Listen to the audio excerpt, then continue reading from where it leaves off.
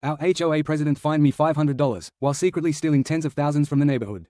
When I moved into my suburban neighborhood, I expected peace and quiet. Instead, I walked straight into a petty dictatorship run by our HOA president, Todd.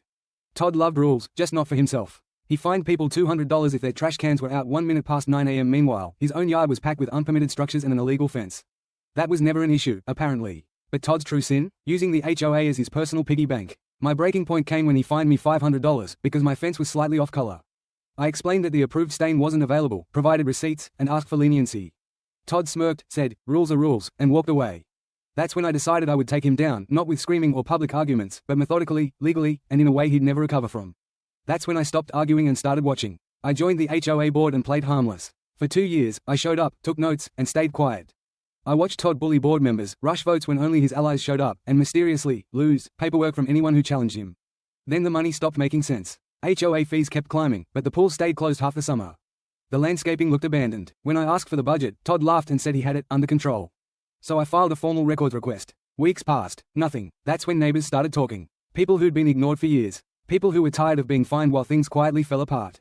When the records finally arrived, they were chaos. Missing invoices, fake vendors, a $15,000 landscaping payment to a company that didn't exist.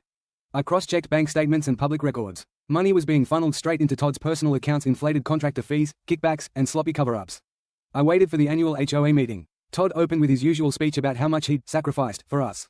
That's when I stood up. I asked him, calmly, to explain the numbers. He laughed, tried to shut it down. So I handed out copies of the report. The room went silent. Then people started flipping pages. Whispering, shouting. Todd lost control of the meeting in real time. The vote to remove him passed that night. An independent audit followed. Over $50,000 embezzled. Fraud, mismanagement, police reports filed, lawsuits served. Todd sold his house to pay restitution and legal fees. His contractor buddy was banned countywide. Now the pool's open. The landscaping's fixed. HOA fees are lower than they've ever been. And Todd? He tried joining another HOA until someone Googled his name.